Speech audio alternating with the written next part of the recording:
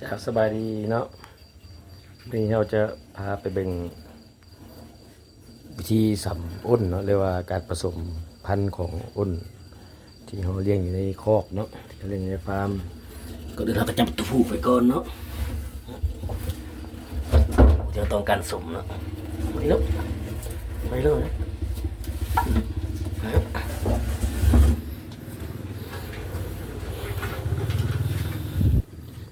นี่แม่นอ้นผู้ที่เราจะเอาไปสมเนาะอ้นตัวนี้แม่นน้ำหนักมันอยู่ใน4 กิโลแล้วเราจะมาเอาลงบ่อของตัวแม่เนาะนี่เป็นบ่อตัวแม่นี่เป็นอ้นที่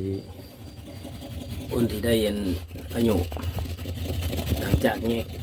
ลูกมันไปแล้ว3 อาทิตย์เนาะหรือว่า21 มื้อ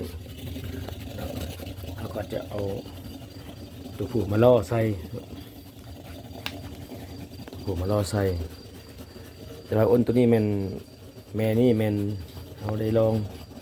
ใช้ชุดที่2เนาะเพราะว่าเมื่อก่อนเราก็ได้ใส่แล้วใส่ชุด1แล้วเนาะวันนี้จะลองใส่ชุดที่2จะมาเบิ่งน้ำกันนะว่ามันสิเป็นอาการแบบไหนเนาะ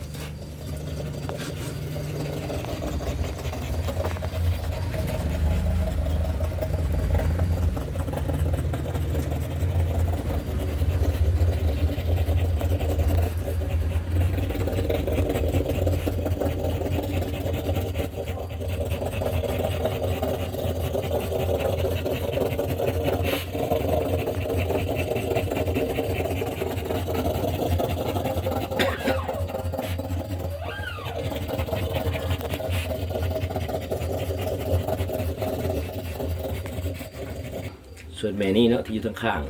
ๆแม่เราแยกลูกได้ประมาณอยู่อาทิตย์หนึ่งเนาะแยกได้อาทิตย์หนึ่งแต่ว่าผมยังห่วงห้างเนาะเดือนนึงห่วงบอลอยู่บนนอนอยู่กันพร้อมสั่นเธอแยกแม่ไปบนนี้เนาะอย่างนี้ลูกแยกแม่แยกกันอันนี้เป็นอ้นที่3แรกจากตัวผู้มาได้ทิศหนึ่งแยกได้ทิศหนึ่งเนาะอันนี้เป็นตัวที่มันเกิดลูกแล้วเป็นอ้นที่เลี้ยงลูกอ่อนเนาะอันนี้หากอายุได้33 มื้อแม่นี่เคยได้5 ตัวมาแต่ชุดนี้ได้3อายุได้30 วัน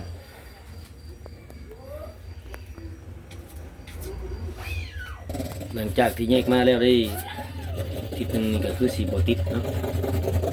ยังอยู่กันแบบนี้มันจะติดแล้วกันต่อในใบมันกันต่อไปอีกหามือไปก่อนปีนี้แม่อดน้อยเนาะ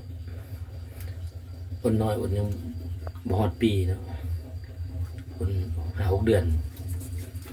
เฉพาะตัวนี้เฉพาะ2 ตัวนั้นแม่อดหนาก็ได้เดือนหนึ่งเดือนปลาย2 เดือนเพราะแม่นี่มันสั่งมาได้เกือบ30 วันนะอาการนี่มันอาการอุ่นมานเนาะอุ่นติดลูกแต่ว่าเอากับเราดูกันอีกประมาณ45 มื้อหรืออีก2 อาทิตย์มันจะบ่ปล่อยลงบ่ได้เนาะจะบ่ปล่อยตัวผู้ลงเพราะว่าปล่อยลงไปเดี๋ยวมันจะกัดตัวแม่จะกัดตัวผู้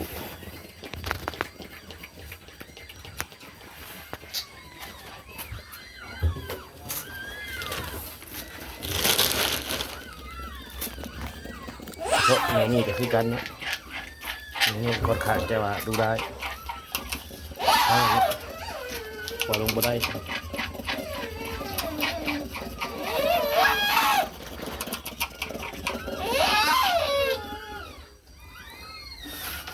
ลงไป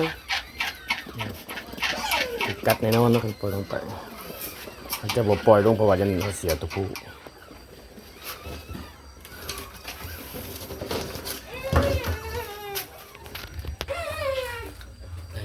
อันนี้มันเป็นเกิดลูกแล้วนะ5 ตัว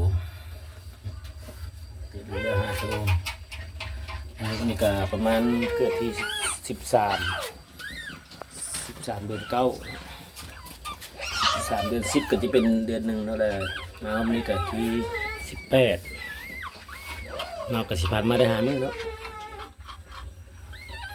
38มื้อรออีกประมาณอาทิตย์หนึงเนาะหรือว่า5 มื้อก็สิได้แยกออกแต่แม่ไปขุนต่างหากเราจะลงเบิ่งบ่อนี้เนาะบ่อนี้มันแยกมาได้ที่48 เดือน 9ในเดือนหนึ่งนอกจากแยกตัวผู้มาได้เดือนหนึ่งปล่อยลงเบิกมันจะเป็นอะไร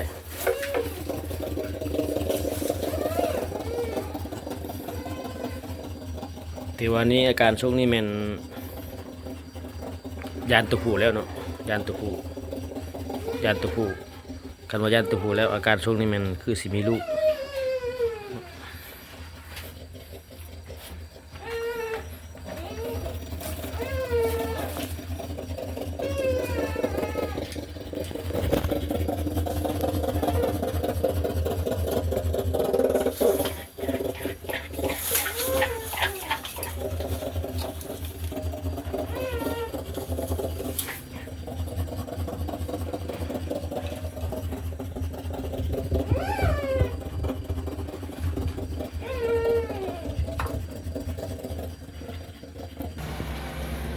นี่ก็เป็นที่ว่า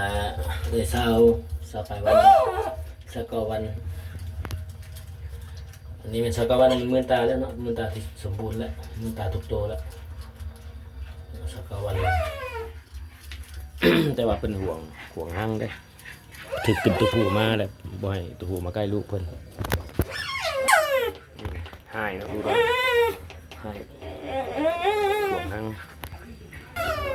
ยังบ่ต้องเกลือเนาะอันนี้มันให้อาหารไม้ไผ่เนาะเป็นรักมันไม้ไผ่อาหารอ่อนๆไปก่อนไม้ไผ่อ่อน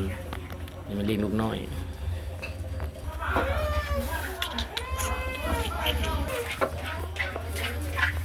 มีแต่อาการของทีนี้มันแยกเดือนหนึงเนี่ยมันเอาจะเอาออกเนาะจะบ่ได้ใส่กันเพราะว่าคือรอไปก่อนเนาะเพราะว่านี่มันคือสิมาลูกแล้วบ่ให้ตัวผู้ใกล้แต่ว่าบ่ถึงใครกับกัดเนาะแต่มันจะฮู้อยู่บ่กัดตัวผู้เนาะอันนี้เป็นอ้นหัวสาวเนาะบ่เคยได้ลูกยังบ่เคยได้ลูกมาก่อนเทื่อ